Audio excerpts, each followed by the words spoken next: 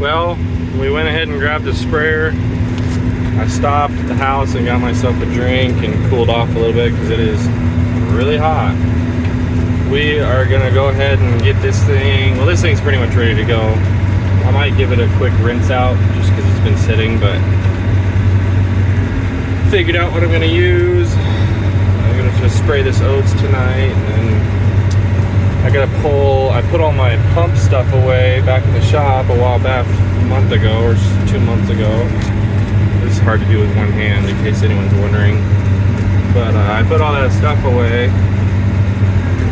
and now I gotta go bring it all back out just for tonight. So that's what we're gonna do. Anyways, I need both hands, so I'm gonna put this down. All right, well, I got the humdinger loaded up with all the sprayer stuff.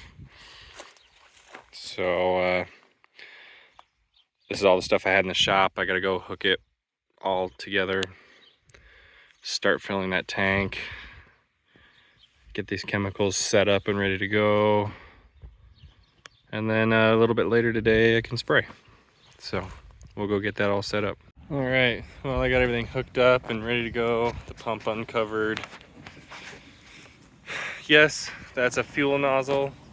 It's one we had lying around, and this tank had a conveniently sized hole just the size of that nozzle. And I like to walk away from things, and when I do, I tend to forget about them. So this is an anti-forget device, and it works really stinking well. Hooked onto a 1-inch hose to this spigot, and it fills this tank up pretty quick. I could put it, the reason I'm not putting it straight from here into the sprayer is because if I put it straight into the sprayer, it's a garden hose filling a sprayer. It's gonna take forever, and I have to wait till it's half full, start the machine, load the chemicals, shut the machine off, let it fill the rest of the way up. I don't want to do that. I can fill this tank up a lot faster if I use this big hose, which isn't long enough to reach over there. And this pump, it's an electric pump, works. It's a 2 horsepower electric pump running on 110, and it will fill the sprayer up in like 6 minutes. So that is quick enough for me. And all I have to, and I can leave the sprayer run the whole time, and as soon as I'm done, boom, I can go park it and go home for the night. So that's the plan. This is gonna fill up. I'm gonna walk away. I'm gonna go home for a little bit, and yeah, we'll come back later and get this show on the road. Alrighty, we are loaded and headed out to the field. The temperature is dropping and the wind has died down pretty much to nothing. So it'll pick up after a little while, but it shouldn't be a problem. It won't. It's only a couple miles an hour. But anyways, going out to spray these oats. So I'll meet you out in the field. Well, we are spraying now. So things are working. It took me a second to get everything set up. The Easy Steer's doing its job, and everything seems to be working. So we're just gonna keep kicking along here. Well, good morning, everybody. So it's the following day. So we are sitting in this old tractor. So much has happened over the last few hours. The rake tractor's clutch went out, so we're gonna take this and the rope and pull it out of the way and hook this onto the rake and keep raking hay. And then the round baler has all kinds of problems of its own, although I'm guessing most of them are not really that bad, and it's just a matter of Grandpa had a hard time figuring it out. So I'm pretty sure we'll be able to fix that one pretty easy, but we'll see. Anyways, I gotta go put fuel in this because the fuel gauge does work. Oh yeah, I gotta grab a clevis, but otherwise we'll do that and then we'll head out there. So this could be a crazy day. Alrighty, let's get going.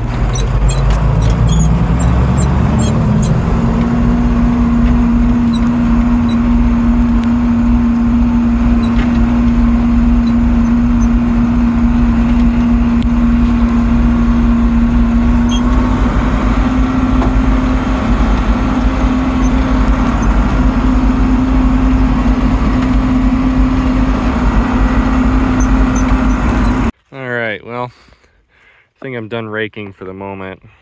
I got quite a bit done in this short amount of time. So, but I gotta go get this round baler. Let's see.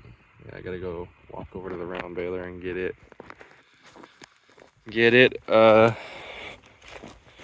going. Make sure it works. I guess Grandpa was having issues with it last night, so I think it's mostly technical issues, but we'll find out. So anyways, I'll meet you over there. All right, well, yeah, it wasn't that hard. We figured it out. So yeah, it was just a technical issue. So, and I had to go through and manually move some of this electrical stuff. But anyways, we'll close these shields, and there's a wrapped bale in here that we'll dump. And we'll get going. So I'm gonna lift that up a little bit. It sank down, it looks like. Anyways, make sure that door. Yep. Alrighty. Well, let's get going, I guess. Everything looks okay.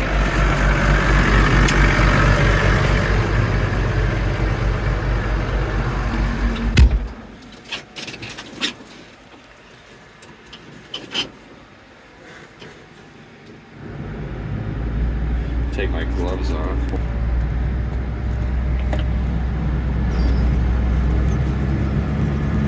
And we will open up the door.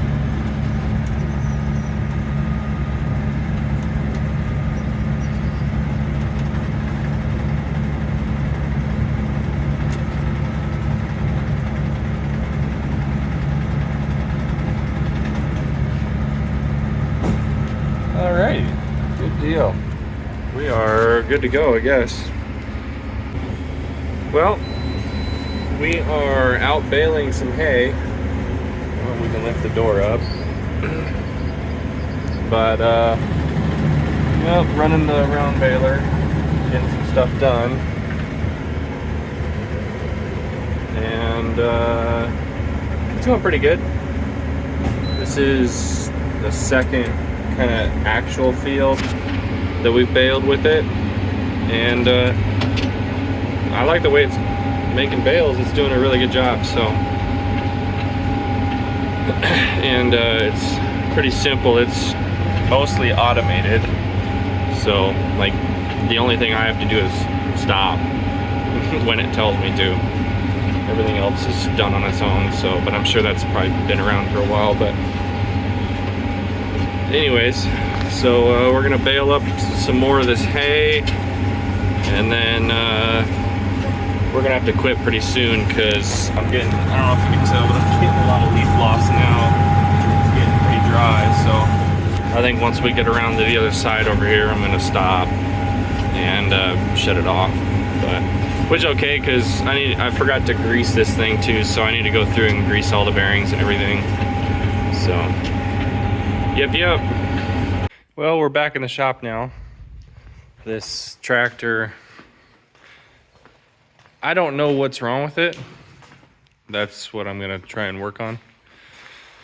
I don't know if I have to call someone. I don't have a repair manual for this tractor yet. I kind of keep meaning to get one, but hasn't happened. So it goes in reverse. It does not move when you put it in forwards. So Grandpa thinks the clutch, the forward clutch went out on it, which is very possible. This it's just got an electronic shifter.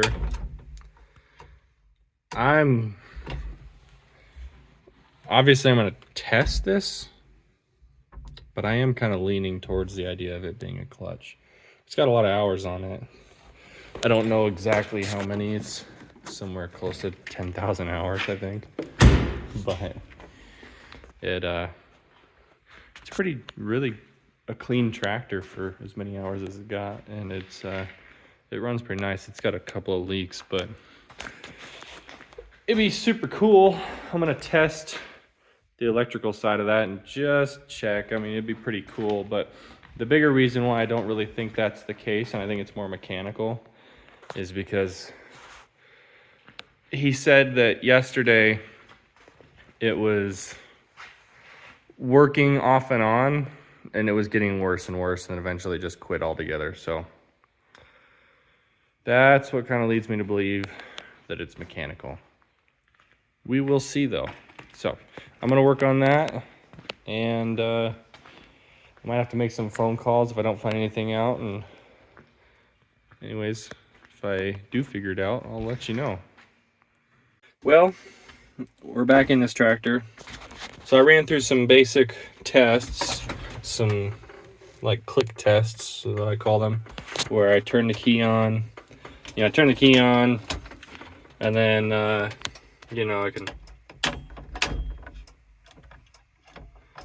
can hear it clicking. Obviously this switch is fine. I can hear the relays, the forward and reverse relay, both working down here.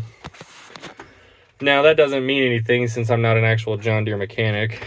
However, I did just remember that contrary to what I said previously, I do have a service manual for this tractor. So we're gonna go to the house and read that and see if I can figure it out, but I'm not gonna worry about recording it because that would be really boring.